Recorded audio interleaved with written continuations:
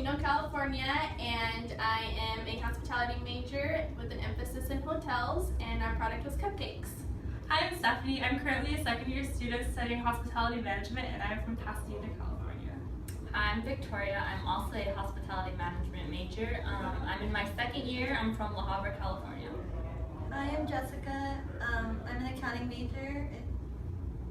I'm in my third year, and I'm from Alhambra, California. So because we were selling cupcakes, we had to go through the Office of Environmental Health in order to get our project approved. We wanted to do baked cupcakes at first, but then they did not approve of that idea because the icing would have contained dairy, and we're not allowed to include dairy in any products that we sell on campus. So instead, we bought our cupcakes from Stater Brothers. We decided to set up our booth on a Tuesday during U hour, but when we set up right after the initial U hour crush had arrived. So we kind of missed everybody initially leaving their classes and going through the BSC area. So our first customers were actually brought in because they were our friends, and we grabbed them over to our table. And once other people saw that there was people looking at what our booth was, it kind of made them, after the initial crowd came, they decided that they wanted to check us out and support us too. So we ended up tabling for about an hour to like an hour and a half. And within that time, we sold to 16 people and made $16. So some other factors that could have contributed to the lack of people coming to our booth could have been that it was around midterms, so a lot of people were in the library studying.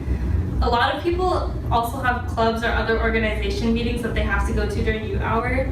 So people that came by were actually in a rush, so they couldn't really spend a lot of time checking out like what our booth was actually selling or actually staying long enough to buy what we were selling.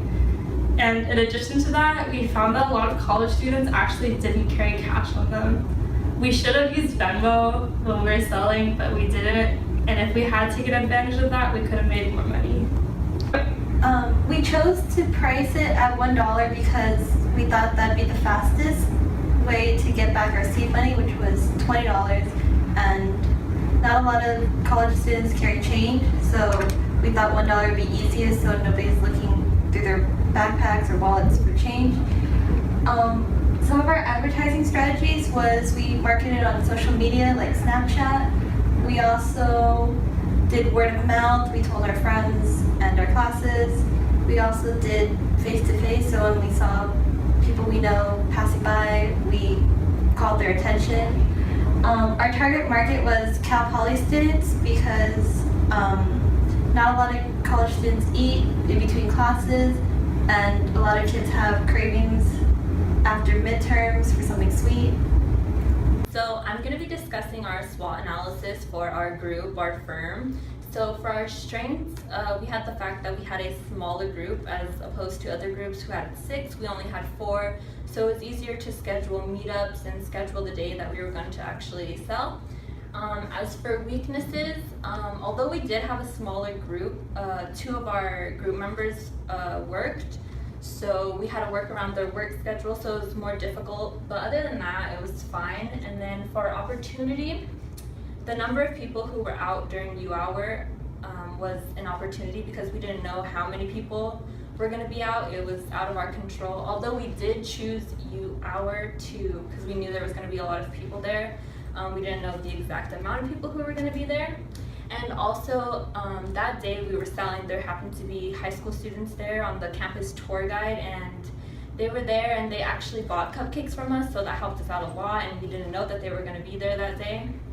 As for our threats, of course the other groups were threats. Anyone who was selling cupcakes or baked goods or just any of the other groups in general, they were our threat. And also straight across from us there was these people who were like from the brick organization, and they were like trying to like promote fitness, so that didn't really help us when we were trying to sell cupcakes and sweetness and all that goodness.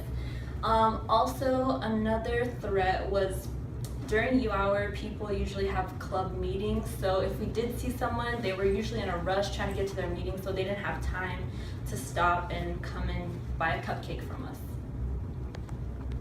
So our competitive advantage was the fact that we sold the day after Halloween, so people were still trying to recover from Halloween partying, and they were still having those sweet cravings, so we were able to satisfy our customers' needs in that way.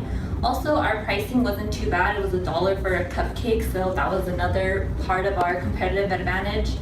And also, we had a variety of cupcakes. Like, we didn't just have vanilla and chocolate, but we also had pumpkin spice, and everyone loves pumpkin spice these days, so those cupcakes actually sold the fastest, and everyone just wanted those.